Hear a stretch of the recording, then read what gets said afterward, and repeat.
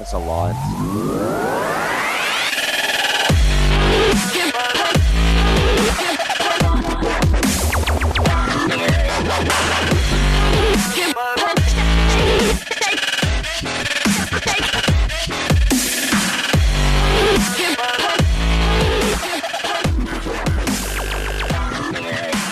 All right, what's going on, everybody? Welcome to the Boston Pizza Oil Stream, and we are live at Manning BP's today. Kids eat free the entire month of September, which you kind of see a little bit over our shoulder here. Kid, that's free all September. Minimum spend. Minimum spend for the parents. You can't come in and just sit there and feed your kids for free and not contribute anything. So, yeah, a nice little cozy booth here. I like this corner booth. I didn't think about both of us in here, but it's going to work.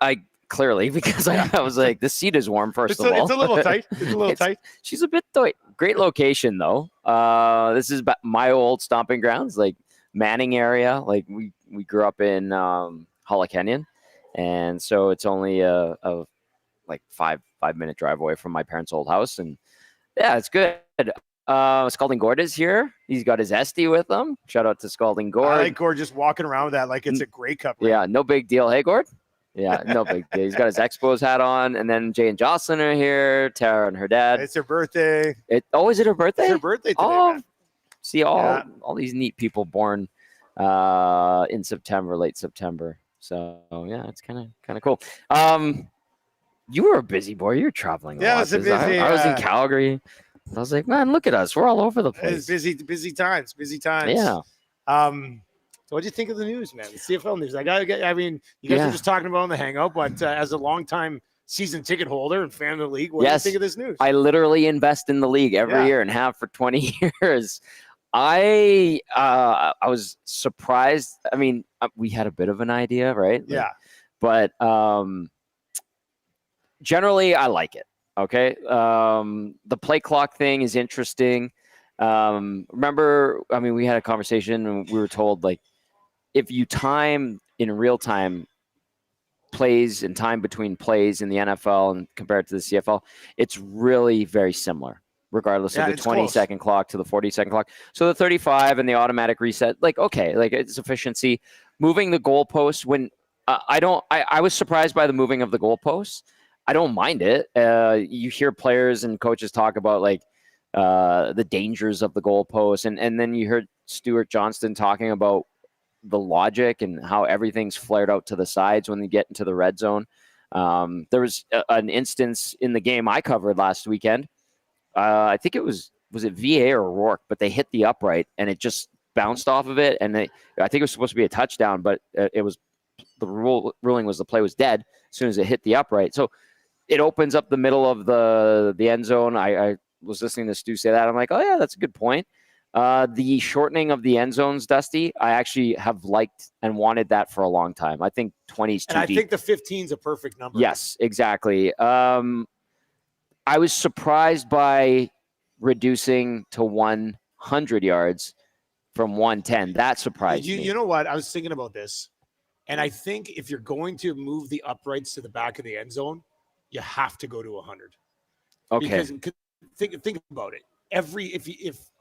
If you leave that field 110 yards, do you know how many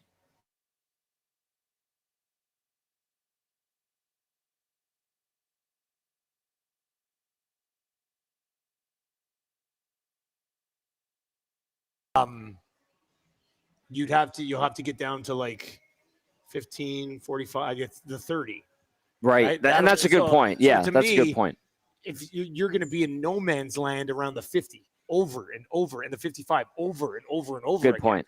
So I think it has to come, like, if you're okay with them moving the uprights to the back of the end zone, then you got to be okay for the 110 to 100, because a 110-yard field is just way too big when you're going to put the uprights at the back. Like, I get it. Right now, you'll see a bunch of field goals attempted from the 45. Yep. Now with the field goals or the 50 or the 52, guys hitting 60-yarders. Well, there's times where it's like at the 55, I'm like, oh, they're a couple yards away from field goal range here, and I'm like, yeah, that's a good point, and I get that, and it makes sense. I think they come hand in hand. I honestly don't think you can stay at 110 field if you're going to move the uprights. I get it. The Rouge modification, I'm all for. And I know, like, I've seen it in the nasty chat. People are like, Tommy must be happy the Rouge is gone. It's modified. And you heard them say no more rewarding failure, right? But the strategic component and emphasizing running the ball out of the end zone, that's still, it's a good middle ground, I feel like. And then opposite benches on opposite sides, just logic.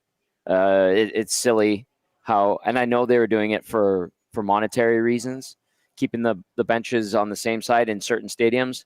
Enough of that, right? Enough of that. Yeah, I like it. And the other thing too, I was impressed with. I was watching a bit, then I left, and I was listening in my car on the ride over. How direct Stuart Johnston was. We're doing it. The league, the owners, board of governors, they want it. And quite honestly, and I know like the hardcore Canadian football fans might be irked a bit by it, but let's not kid ourselves. The CFL has essentially been stagnant for 40 years, maybe even longer. Yeah, I mean, that's not a bad word for it. Like, it's highly entertaining still, but as a league trying to get fresh eyes on it, and that's what it's about, fresh eyes. Yep. As a league trying to get fresh eyes on it, it has been relatively stagnant from that perspective. And I still love it. I've always loved it, but this is an updo. This is sexifying the league, I think. Did you just say the CFL got sexified today? Yeah, man. It's making it sexier. And you know what? There are elements of the CFL, like, listen, Jack Michaels likes to joke about it, but he watches pretty much every game and knows exactly what's going on with the Elks all the time. But there are elements that seemed kind of, I want to use the right term here, rink-a-dink. Yeah. You know? It's like, why is the goalpost at the front of the end zone? Yeah. I'm like, yeah, that's just kind of one of our things. It's like, well, that's silly. You're right. That's been eliminated. And they're talking about the visual. You talk about the canvas and that reference.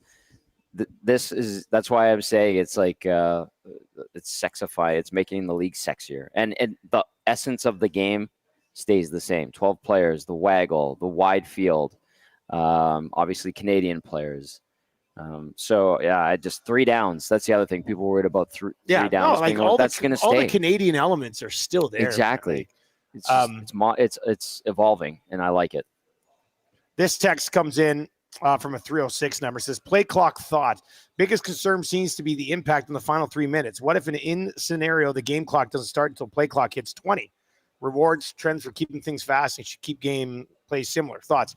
Yeah, I don't think they're going to completely disrupt the final 3 minutes. I think they'll make the new play clock rules fit in to the final 3 minutes being extremely exciting still. Yeah. I think that would be an ultimate ball drop.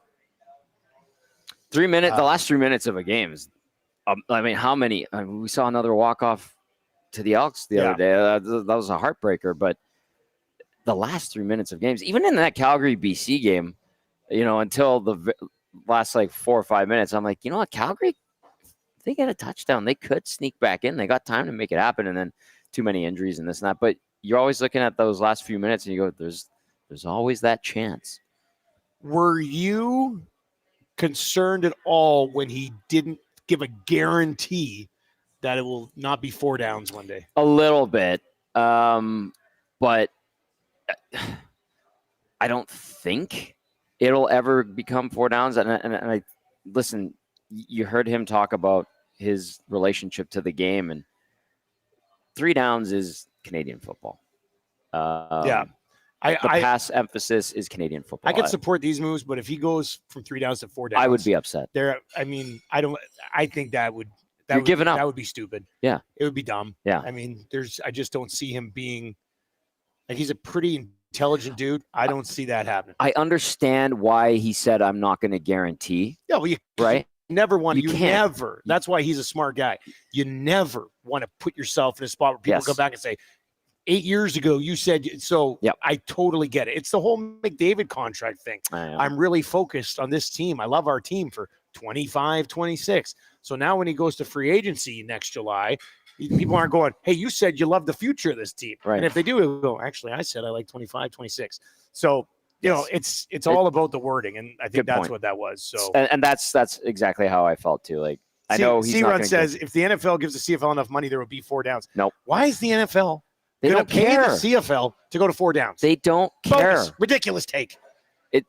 There is this inferiority complex we have in Canada about the NFL and the CFL, and I understand where it comes from.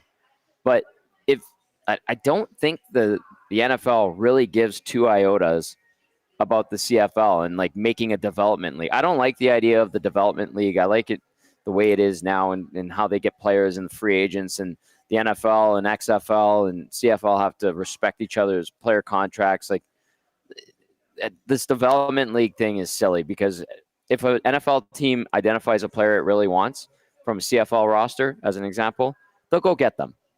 They'll go throw a bunch of money. They'll get their tryout. Most guys get cut and come back. Some actually stick around for a bit. There's a system that's already in place, like this development thing. I know you talked about like you had an idea. I just the development thing. Just let the NFL be the NFL. Let the CFL be the CFL. And to me, that's part of the beauty of the CFL. It's always just existed and been its own thing. Yeah. And maybe it doesn't move at the pace that some people like in terms of evolving and all that, but it's always there. And it hasn't gone away. There's been some scary times, but like we thought the AAF was going to be a threat to the CFL. Guess what? It didn't even last a damn year. Tom Dundon went and bought it for its intellectual property and then folded the league. Yeah. And then we're watching the XFL. Like it looks like it's falling apart with the merger with the USFL.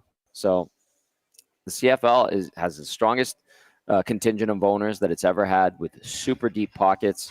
New TV salary deal looming. Yeah, salary cap went up, Dusty. Like it's incremental growth, but at least it's going. They've got an incredible group of play-by-play guys on their television deal. Very good looking and smart. Yeah, exactly. So I think it's gonna be okay. I love this one from Tube Sock. It says plot twist: the NFL announces they're changing to 3 downs beginning in 2026. Could you imagine?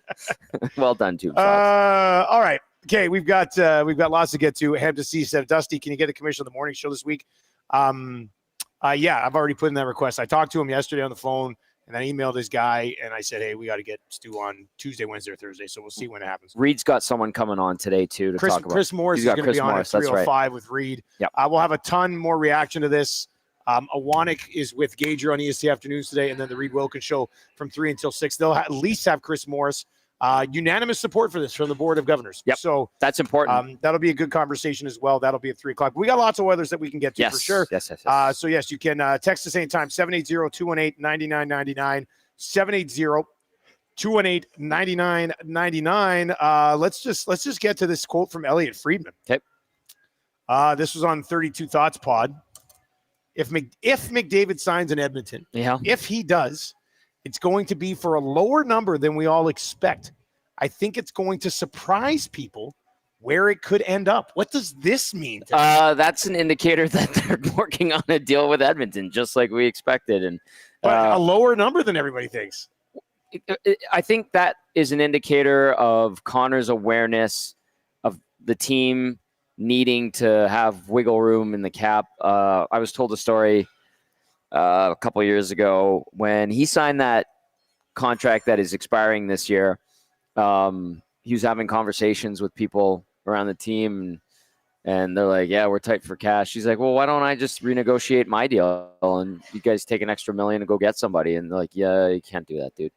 Like it'd be nice if you could. He's mindful of that. So that's a pleasant surprise. It doesn't like the fact that it might not be the max and he might take a little bit less is, I think I would say, yeah, that's kind of Connor McDavid and how he does think about the team. And it is important to him to, I stand by this one more time, Dusty. I think with this next deal, he's trying to please everybody. And that's probably part of why it's not as the only quick. problem there is that Friedman uses the if twice. Yeah. Right. Well, I mean, Friedman, it's like Stu Johnson's never guaranteeing. But you said, I think that's what Elliot's doing. So, by the way, last night, the only 2 veterans that were in the press box watching the game for the Oilers were Connor and Leon. They were there getting a read on everything. Yeah. And all right. Connor was holding court with, Stauffer cornered him and Shoggy. Oh, that's creepy. And then Speck got in there, and I'm like, I don't need to bother him.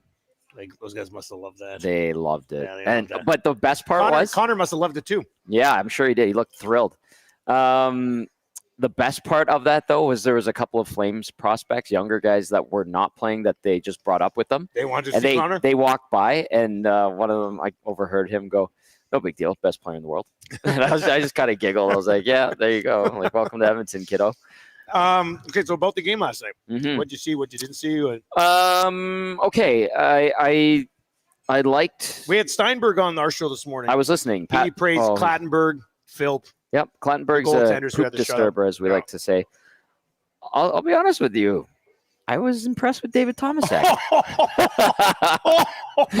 What? But I'm trying to sit here and enjoy this wonderful meteor pizza, Boston pizza. Really? Okay. Oh, wow, this turned good. Do we have to redo the rankings of importance? No. The level of competition that they faced yesterday, let's not kid ourselves. That was an ECHL, AHL lineup that they faced, basically, and Morgan Frost. But he was playing center. He won some faceoffs. He's not the fleetest of foot, but in that type of game, he should be one of the better players, and he was. And I was like, oh, okay, like this is good. And again, I don't hate the player. I hate how the process of going to get him and the guaranteed contract, and it's like, okay, we're doing this again. But if it works out, that's great. I want to remind folks of that. Matt Savoy, I thought was really good in what was a scrambly game. There was a few like high entertainment moments, but I thought Savoy made some nice plays. It was interesting watching Darnell Nurse and Jake Wallman work off of one another. I just trying to see Wallman playing on the right side. He seemed okay. And again, in theory, he should have been, considering who was in the lineup for the Flames here in Edmonton last night. So those were some of my takeaways. And my boy Janmark just doing Janmark things, as always. Had the A on, didn't he? Oh, of course. Why wouldn't he, Dustin? Of course he is. The A stands for the only way he generates points during the season. Why are you doing them dirty like that? Assists. Why are you doing them dirty like that? Do you think there's a world where Tomasek actually plays center on this team? Is he a I possible third-line center option? I have my doubts, but never say never. If they would go Nugent Henrique on the wing and Frederick on the wing, I suppose then Thomas could be he could be your third-line center. You know what would have to dictate that? I always sort of just assumed he'd be a winger. So do I. I still think that'll be the case. But you know what would probably have to dictate him sliding over to the wing is like he blows everybody away with his defensive game. And you're like, oh, there's a responsible two-way player there. To play center. Yeah. That way. And because they covet right shot centermen.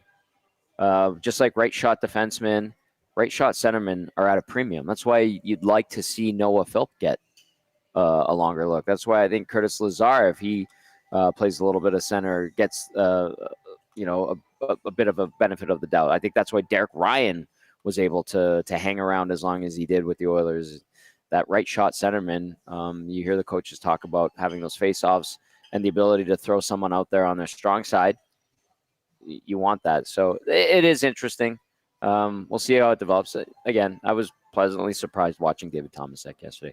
But they pronounced it Tomashek. Tomashek. And I was like, oh, God, here we go. Yeah, we got to call him Tomashek. No, this is North America. This is Tomasek. His name will be Tomasek. Yeah. That's how it'll work. Yeah, so I caught that, the Tomashek. I was like, oh, boy, here we go. It's like Sekera. Remember when Reggie came here? Sekarash? Sekera. Wasn't it supposed to be like... Well, Jack going up to, I remember when he went and talked to Andre, he's like, how do you pronounce your last name? He's like, he said Sekera. And then, because we were calling him Sekera, right? Yeah. For years. Carolina and LA and all of a sudden it's Sekera. And it's like, okay. So anyway, there's that. All right, 780-218-9999 or over on YouTube. Scott Thompson on the YouTube chat says, I was at the game and to describe it as scrambly is like calling a dog's breakfast a nice a la carte option. KD says, guys, I legit see Kapanen as a top 6 winger this year. It could happen. They, for some reason, like putting him up there. He gets to moonlight. And, I mean, he was a top 6 player at one point in his career. He had a decent year in Toronto, right? And, certainly wasn't that in St. Louis, and at times had some little flashes here and there with the Oilers last year. Scored that huge goal in the Vegas Golden Knights series, but that could happen. Listen, let's not kid ourselves. He might get some duty up in the top 6. I don't think that's a good situation, though, to be honest with you, Dusty. I think he's better served in the bottom 6, but we'll see. Like, listen, I'd rather have Podkolzin in the top 6 than Kapanen. Just put it that way. Really? Wow, you're full of hot takes today, hey? Coming in hot, baby. A new week. Yeah. That's wow. You were blown away by me not hating Thomas David Sek. Yeah, And don't say that. You like Podkolzin as a top 6 forward now. More than Kapanen. There's little details in those statements that need to be clarified. Yeah, anyway. Eden texts in. Now, if you're listening on iHeart or TuneIn, that's the best way to get a hold of us. And if you're watching on YouTube, hammer the thumbs up. We're at Boston Pizza, where kids eat free for the entire month of September. And these small pizzas are on for just $10 today. Oh, you got one of those. $10. I'm You can have a slice if you want. I'll have something for sure after we finish up the show, because I am a hungry boy, Dustin. I got to hop on Hustler show at 1:10. Excellent. So I figured I'd grab a bite to eat here during the show. Mm-hmm. Eden says, hey, boys, on a different note, did you see the Hobbits from the original Lord of Rings were in town? They were prancing around town. I saw downtown yesterday. They were at the expo center. Yes. Yeah. So I knew that Doc Brown was coming. I didn't know that all the Hobbits were going to be there. Yeah. And not that I was, my wife was more of a huge Lord of the Rings. I watched them all with her. Mm-hmm. Never was something that I sort of dove into hardcore-ish. However, I would have liked to meet a couple of them because Sean Austin was Rudy. And I wouldn't care about him as whatever he was, Samwise or whatever. I would have liked to have seen him because he was Rudy. And then Frodo was. Who was the other guy? Elijah Wood. Yeah, and then I remember him from Flipper. The other guy was Charlie in Lost. And I was like, oh man, I would have loved to have meet Charlie in Lost. Like those three have actually been like pretty significant. They've had pretty actors. successful. Yeah, pretty successful career. Absolutely. So, but yeah, no, but yeah, so they all had their Oilers jerseys on, and everybody was everybody was loving it. What's that? Were they I don't know. I don't know if they're at the game. Not that many. I don't think guys coming to town to go to a preseason game. Yeah, it wasn't the sexiest game. Yeah. There were maybe like 10,000 people there. That's not bad then. No, it wasn't bad. A lot of kids, which is good to see. The beers were almost $20 each. Yeah, exactly. Beers were almost $20 each. $20? That's a legit thing now. It was. What did my buddy say? My buddy had his family there, and he's like, "Yeah, I bought a round of beers. $20 for a beer? He got one for himself, one for his wife, and then one for his buddy and his wife, and."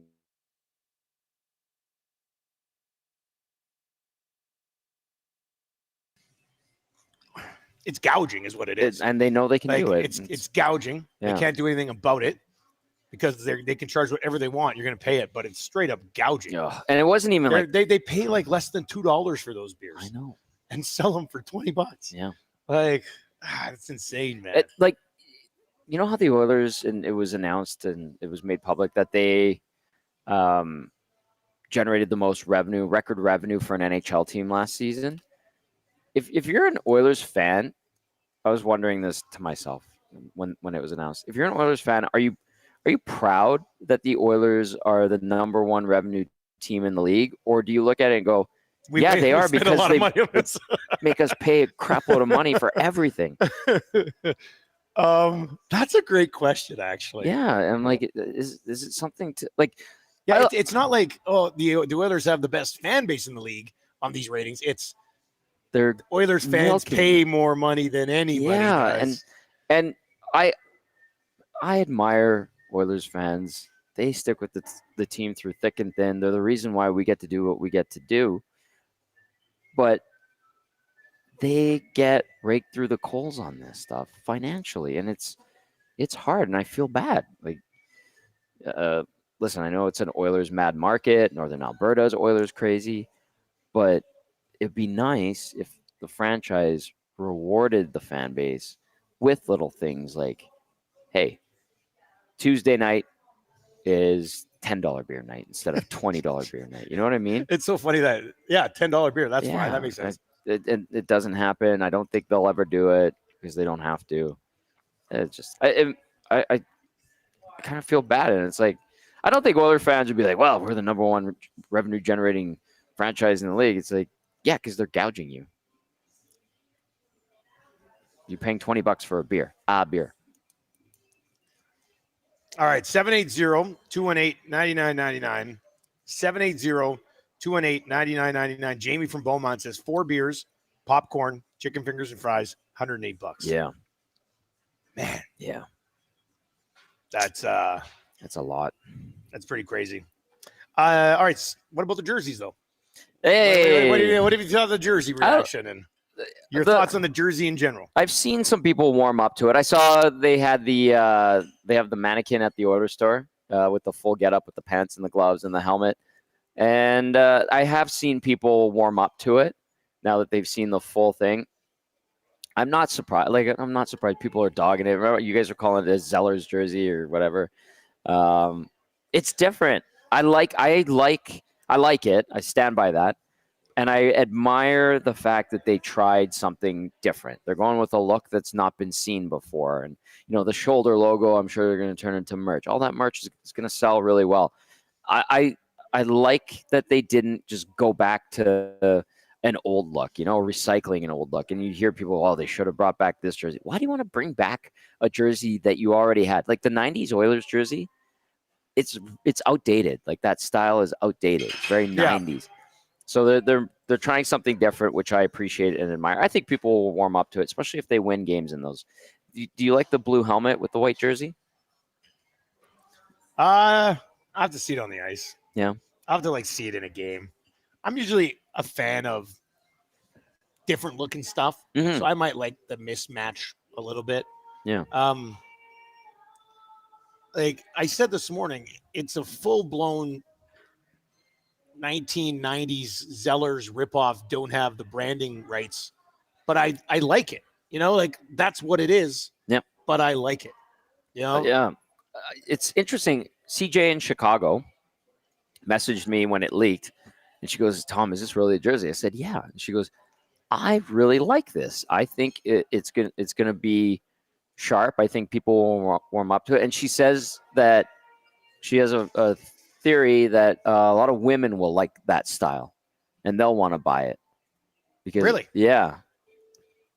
I thought to myself, that's interesting. I just like that it's different. I like that they've tried something new. I like that they didn't rehash something. And one other thing about it, Dusty, a lot of people said, why didn't they copy the Bakersfield Condors look? Why do you want to copy your AHL team? Let your AHL team be the AHL team. And people like the alternate jersey the Condors had. I don't think it's nicer than the one that the Oilers just unveiled. That's just my 2 cents. You can chime in on this jersey, 780-218-9999. Scalding Gord says, I'm not an Oilers fan, but I really like the new jersey. Nice. That's a good one. Brandon from Windsor texts in, probably listening on TuneIn or iHeart. They should have used the shoulder patch as the main logo and the Oilers word on the shoulder. So he's saying you would have flipped it. Yeah, I get that. Interesting. The Gord father is in and says the new uniform is more pandering to Connor. Same font and look back to his Erie Otters days. Really? So I kind of remember those uniforms. Those Erie Otters uniforms in the McDavid Strome era, they had a weird font on the back of the name for bar. The name? Mm-hmm. It looked clunky. But yeah, I don't know. I like it. I like how they got rid of the orange stripe on the glove and the stripe on the pants. I think it's a nice, clean look, and they have to keep it for a few years. That's part of the deal. If you get a new alternate. Let's get to a few here. Supersized Indiana Jones says, I love the New Jersey. I will buy one, probably. Amishman 19 says, I hated it as just a jersey, but I liked it with the whole kit. Sobkirk says, I like the New Jersey. I'm okay when things are a little bit different. Kevin says, it looks a bit nostalgic. Pretty cool. J-Mo called it faux retro. Faux retro. Yeah. So fake retro. Yeah. I guess you can say that because there's really no retroness. Not a lot of retroness. No, but the vintage white. Yeah. Kind of the. Yeah. That's an interesting way. Mm-hmm. Interesting way to look at it, I guess. Mm-hmm. All right. So keep those text messages coming in. Okay. A couple more here. Guys, I wonder if they didn't use the shoulder patch because it resembles Houston Oilers football. Yeah, with the oil derrick. Yeah, maybe. It's interesting seeing, you see a lot of Warren Moon, the baby blue, Houston Oilers kind of look. It's an interesting look, but it's such a simple logo, the Houston Oilers one. It's just the derrick, and there's no layers to it or anything like that. It's just flat. Maybe. AB Poker Inc. says, what's the major difference between the $700 one and $300? There's not a $700 jersey. Is it $700? No way. I don't know what the actual price. I heard that the authentic ones, when they switched to Fanatics, like if you wanted to wear and get the jerseys that the player quality one that they actually wear, $700? I heard it was around $500. I don't know if it's been bumped up to more. That must be a lie. But these jerseys, I mean, you used to be able to get a jersey like the old Reebok ones without a name and number for $100, right? Sometimes you'd find a sale, but then you wanted a name and number, it'd be $200. And then it bumped up when they got Adidas. And I remember it was pushing $300. I'm like, that's insane. Now with this Fanatics, $629. So that has to be the authentic. That's the 2025-26 Authentic Pro alternate jersey. Yeah. So that's $630, and then I guess we just view the other ones as a knockoff, and they're $330. Well, those are the replica, like the fan jerseys, which they're nice. Like the quality's good. I like the name and numbers, that like the font that they used on the back. Yeah, it looks simple and clean. Yeah. I'm just looking at the Oilers website right here. $330 for McDavid, Draisaitl, Hyman, Nuge. $290 for Bush. Oh, they have $290. How does Matthias Janmark make the top 8 here? How dare you ask that question? I mean, imagine somebody paying $280 for a Matthias Janmark jersey. I wouldn't even spend that much on it. God. You can get a Savoy one. You can get everybody. You know what? Just looking on the web, there's an $86 Tomasek jersey, Tommy. Well, he's my guy now. Tomashek. I say it like Sean Connery. Tomashek. This is like thick S's. Still, though, I mean, I love my kids more than anything in the world. Yeah. But I would never spend $630 on a jersey for Marshall. Ever. So that authentic one, that comes from the factory in Quebec that makes all the player jerseys that they actually wear.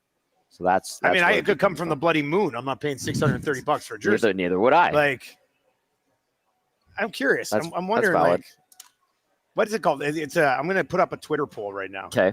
Would you pay $630 for, and what do we call it? For the authentic jersey? Player jersey. Jersey that the players wear. Yeah. But that makes it sound like it's game worn.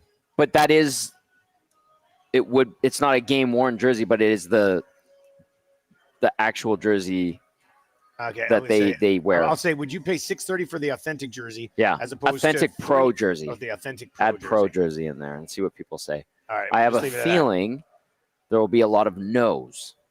I had no idea. I must be so out of the loop on jersey prices because they just keep when going. I hear that $630, it's like, what are we doing? A baseball jersey's oddly expensive, and it's just essentially a button-up T-shirt, right?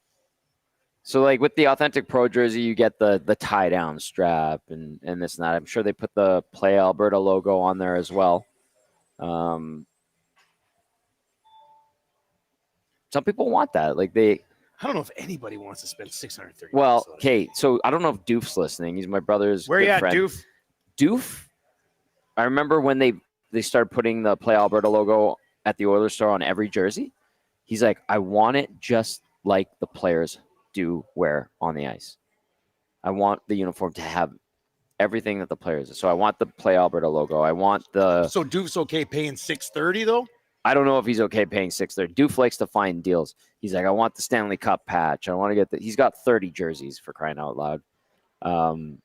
So yeah, it's interesting. Some people are really into it, and others are like, I'll wait till somebody gets traded and buy their jersey at 60% off. You know, somebody go get me a Jeff Skinner jersey, and then I'm gonna rip off the name bar and put Howard on the back. You know, that does happen. Bronco Nick says, does the jersey come with an ounce of Connor McDavid's blood for $630? Well, if it had that, it'd probably added one in front of the 6. Zedmo says for $630, you can get the entire roster in Chinese knockoffs. The entire thing. But like, even if you ordered a batch from the same Chinese knockoff, you probably get variances from jersey to jersey in that batch. That's how bad the quality control is. Doof in the text line. Big Uke in the house. Big Uke. Oh, supersize Indiana Jones. Hello. Doof in the text line. When Tom hates something, he hates it. The late 90s jerseys are timeless and never dated. Sorry, Doof, you're wrong, buddy. You know what jerseys actually are great? The Oilers, like regular home and aways. It's the old 80s look, but modernized in the new cut. Like, I think they've done a great job, and I think they look super sharp. Anyway, Doof, I hate you for that comment. Baggio says he would only pay $630 for a jersey if 97 was in front of him and would sign it. I understand. Dazzler says, do we read anything into the fact that 97 wasn't featured when the jersey was rolled out? Nope. I wouldn't. It was a little weird. I mean, it was he's your guy. They used Ekholm and Nuge. And then Ekholm that they used in the video. I actually really like the video. Like, they put emphasis on built on sweat. You know, that whole Northern Alberta, we work hard. I like that. I appreciate that. I actually didn't like the video. No? I liked the jersey. I didn't like the video. It was like a rec league guy getting ready and then going out. I think it's supposed to be like we're all oil country kind of motif. So pay $630 for this jersey. Guy in a like, jean I have jacket. a hard time being like the blue collar worker when the blue collar worker can't come to a hockey game. Or he has to save up for 2 like months to go to one. I mean, let's be honest, it's an elitist group. Like, you need to have a lot of money to go to Oilers games. Yeah. So don't tell me there's a bunch of blue collar dudes spending $500 on jerseys and $1,000 to sit in the lower bowl. Like, you're marketing to the wrong people. Man. Well, they still watch the games on TV. They watch the games on TV, but like, I don't know. I didn't really like the video. I like the jersey. I thought the video was kind of like, we're trying too hard here. When you're the organization that makes the most money in the entire National Hockey League. I know. To try to be connecting with like people, we know who the fans are. Yeah. I didn't think you needed to suck up to them in a video like that. I do they can't afford the appreciate jersey. Like, the nod to the hardworking blue collar Albertan. That's true. And if they get enough overtime, they can go to a game. But unfortunately, they can't go to the game because they're working the overtime to try to pay to go to the game. Jeez. You can't take your family to a game for less than $1,000 bloody dollars. Yeah, that is true. Like, that is true. Stop telling me it's a blue collar. Like, nobody can afford to go to your games. I'm sorry. It's just like, it's too expensive for people. Well, when you put it that way. I took Marshall for his birthday one year. It cost me almost $1,000 for 2 tickets because we wanted to sit in the lower bowl. Yeah. Because it's his bloody birthday. $1,000 for 2 tickets? Like, it's just, it's insane. It's insane. And then McDavid leaves. I think they're still going to be able to charge these prices. And you got a rude awakening coming. Simple as that. Yeah, well, when the McDavid era ends, there's going to have to be a reset probably. And that's why I think Awanik's theory that Cates might sell off the team by that point isn't that far-fetched. I think there might be something to it. I don't know if that. Buy it for. I don't, like, congratulations, you get the Oilers as they're about to enter another decade of darkness. Well, like, who would pay that much for? There's there's these sports conglomerates now, like Fenway Group and this and that. That's who I think might be. And you're not moving them, especially if they're a financial success. Yeah, I mean, all that's true, but how much of this organization's success is linked to one player? Oh, nothing against everybody else. Huge. Don't get me wrong. Draisaitl's incredible. He's here forever. 80%. You should love that guy. Draisaitl's a superstar, a legit superstar. Connor McDavid leaves the organization. To me, the value takes a hit. Simple as that. Yeah, well, they're not generating the most revenue all time without him. Let's just put it that way. Blair with an interesting text via the text line, 780-218-9999, says, Tommy, to your point, Count Dracula, a.k.a. Arthur Bank, was awarded the Super Bowl. Guess what he did when it's a license to print money / gouge fans? He was... he dropped all those tickets. It's like $5 menu items. He charged $6 beers, same as regular season ticket holders pay. Is that not how you treat fans? Yeah. That's Atlanta, right? Yeah. Yeah. That like, reward them. Actually reward them. Give them a break on something. And I'd like to see more of that in pro sports. And listen, the Oilers are not the only ones who do it. probably 90% of pro sports teams in the 4 major leagues, and throw MLS in there or whatever, NASCAR, they get and milk as much out of their fans as they can. So it's not unique to here, but it's just when I heard how much it was for 4 beers yesterday, I was like, holy crap. Yeah. My wife, we went to when we went to see Bush. Mm-hmm. There's just at the rink, obviously, right? And I got a double spice rum and Diet Coke, and she got like a Blue Moon, Belgian Moon. Yep. And her look when they ring and it's like $66, and I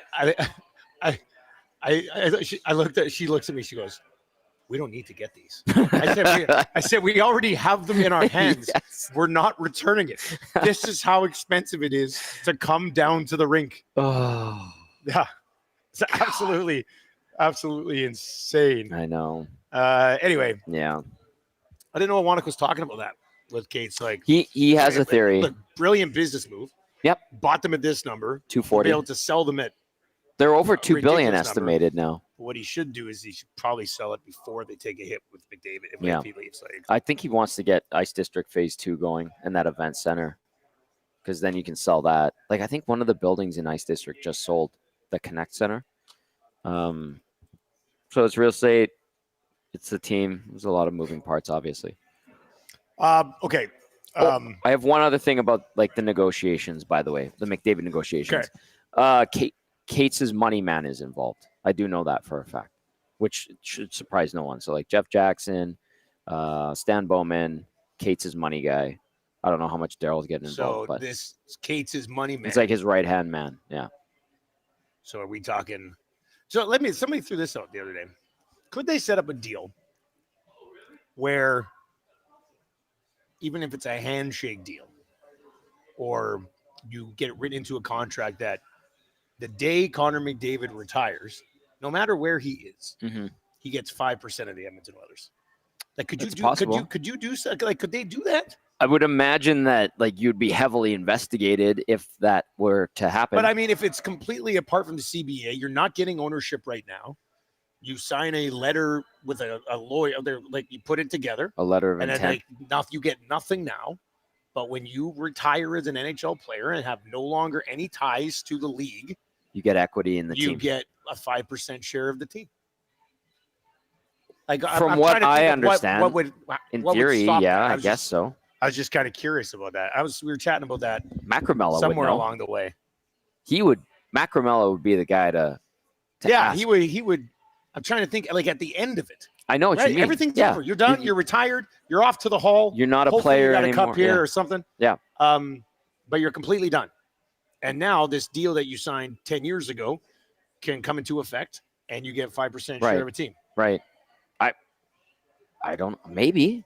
Like, these guys are always looking for workarounds. Look at the Kawhi thing. I know we always point back to it, but like those guys were sloppy and got busted. There must be some way, if you have a good relationship or something like that, to set something up. Like, hey, when you're done, we're going to turn you into, we're going to take your value from a couple $100 million that you earned as a player, and we're going to make that into $500 million. Here's my poll. Holy smokes. Have you ever seen a poll that lopsided? That's pretty significant. There's a lot of votes, too, in a short amount of time. Yeah. So I posted that poll 9 minutes ago. Would you pay $630 for an authentic Pro Oilers jersey? This is not a number I'm making up. This is the number for the new jersey on their website. Almost 300 votes. 2.6% of people say yes. 97.4% of people say no. That's what, 6 votes? 7? That might seven be votes the for most yes? lopsided poll in the history of X polls. Yeah. So we'll see. Maybe they put that one up there at 630, so you go, I can't get that one, but I'll take the one for 330. What a which deal. Is still a little too high. The B is for bargain. But, that is the most lopsided poll I have ever seen. Isn't it fitting that it ends at 97% too? Yeah, that is kind of fitting. Baggio says, boys, give him a private jet. I think that they have access to. He would have access to a private jet. I think Daryl has a stake in a aviation company, and I think they have access to the PJs. I'm pretty sure. And then Baggio adds, if what Dusty said could happen, even 5% equity of the team when he sells or when it sells would make him an absolute killer. Yeah. If it sells before then, you get whatever the 5% was. It gets put in a trust until you retire. And then it's like, oh, here's your 5% of what the Oilers sold for 4 years ago. I get it. And I understand it. I'm curious what the, like if there's any, that's hilarious. That's funny. Well done. Who was that? Haji. Well done, Haji. Haji created like a AI Oilers thing with a big logo on the star up here and then money just across. It actually looks kind of fun. You know, when you roll out new uniforms and logos and stuff, it usually generates a lot of sales. Oh, they're going to crush it. Absolutely. It's a nice looking jersey. I said I like the jersey. Yeah. You would literally, like somebody said, Dusty, that's my car payment for a month on a jersey. Like, yeah. When you put it in context like that, you're just like, geez, you must really love the team. And people do. They are heavily invested. Actually, last week, Mooner introduced me to a guy, Al, great guy. He has an insane, like, authentic jersey collection, game-worn stuff from the 70s, 80s, 90s, 2000s. And his garage is just absolutely – if you're an Oiler fan, you would be in heaven if you went to this garage. And hockey in general. He had like, old Hartford Whalers, Minnesota North Stars game-worn jerseys, old Nordiques WHA jerseys. He had a Cleveland Crusaders jersey. Like, unbelievable. I want to come quickly back around to what we were talking about the CFL announcement earlier. Mm-hmm. EST Afternoon is going to be on it. Reed Wilkins show is going to be on it. But I was asking about the game clock because people were like, I'm worried about the final 3 minutes. Right. So I said, this is the only thing that I'm really concerned about. Our buddy, Eddie the Gambler, Edster, our producer, Eduardo at TSN, he replied to me and says, it won't. The game clock still only starts once play is blown in. Teams and officials still need to get set, so it's not as if you can run 35 seconds off the clock each play. Right. The new 35-second play clock merely provides a consistent time in between plays. Right now, it's widely inconsistent. And it was Eddie that told us about the literal time between plays, how it's not that different than the NFL. So it's not going to impact the final 3 minutes. Yeah. So I fully sign off on the 35-second play clock. Let's go. You know what? I was impressed with the presentation. I was impressed with the way Stewart spoke, and he was very direct. You know, and there wasn't a lot of ambiguity. It's like, we're doing it because of this. He had an answer for all the questions. And can I add one thing too? Like, in a perfect world, we get rid of everything that was CFL 2.0. The global player. Yeah. You know, all of that. Nothing against a bunch of kickers from Australia. Yeah. But Cody Grace, great guy. Yeah. But like the global player and all that, like this, it seems like everyone's in lockstep, which is rare for the CFL, and I think is a good sign for the league. And he was very direct with his messaging and how he delivered it. I kind of like that he's kind of taking the bull by the horns. I liked Randy Ambrosie, but things kind of veered off, and I know they had to deal with the whole COVID thing, but to lose a season was unacceptable. So I haven't met Stu. I saw him at the sidelines in Calgary a couple times. Yeah. Super nice. I don't have the cajones to go and talk to him and be like, hey, I'm Tom, I do sidelines. But he everything you've said and like Eddie has told us, like he's a sharp guy that wants the best for the league and wants to see it move forward, grow, and have success and become more popular. And I'm 100% for that. Statue Bosch Productions over on the YouTube chat says, I spend money on a lot of dumb things that people would question my sanity about. People will buy the jersey guarantee. Mm-hmm. Well, they'll buy the $330 jersey. I don't know how many people, like, especially for this. You're sitting in a crowd with a bunch of people that have the same jersey. Yep. From us to Tara away, let's see over there. Yep. You can't tell the difference between that jersey and the one that you paid $330 more for. You have to have a very acute eye for the details. Like close up. Right? Yes. Like Cookson at Pro-Am. He could tell you the difference. Jack and Ken could pick it out, but those guys are you're paying so refined in their knowledge. Just to say it's basically a status thing. Yeah. And here's the other thing, like the replica jerseys, they're built to fit people that are dressed normally. a hockey jersey, like you'll see if you get the authentic one, you'll see like the arms are long and there's space for elbow pads, and it's meant for wear and tear and for guys being slammed into each other and pucks hitting it and stuff like that. So like I would never I would get, if I had a choice, if I was going to wear a jersey, it's like a football jersey. The pro ones are tight. They're short. They have room for shoulder pads. I get the fan one because it's built for someone to just wear around. Yeah. And that's kind of the similarities between an authentic pro hockey jersey and then the replica.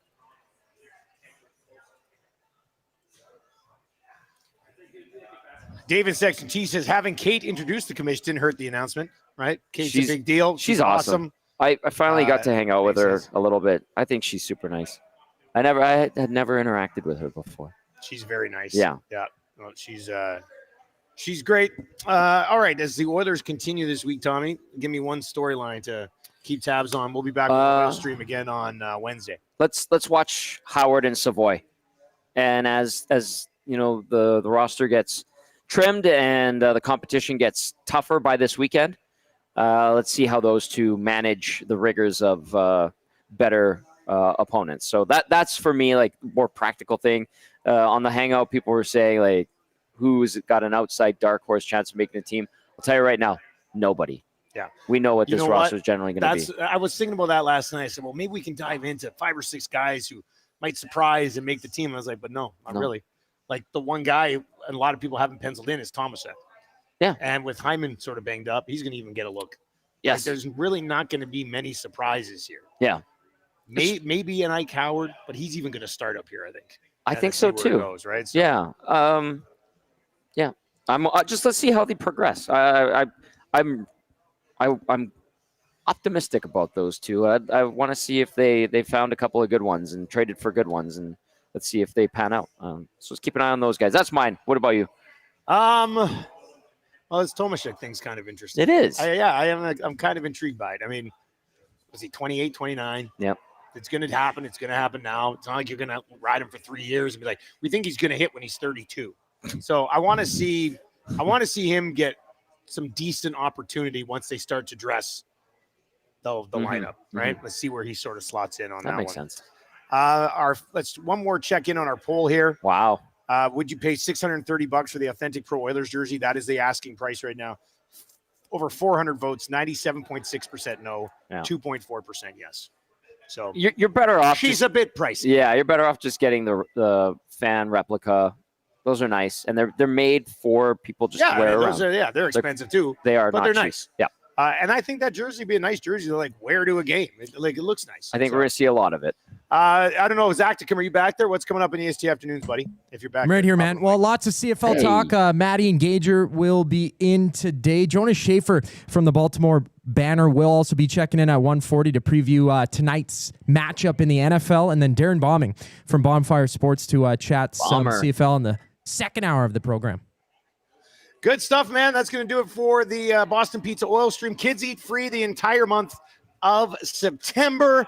Just make sure when you go in as a parent, you get something, and then your kids will eat for free. That's going to do it for us. We'll be back tomorrow morning. More of this CFL reaction. Dave Naylor is going to join us tomorrow morning at 7:05. Awesome. On the Nielsen Show, get his thoughts on significant changes to the Canadian Football League today. For Tom Gazzola, I am Dustin Nielson. Take it easy.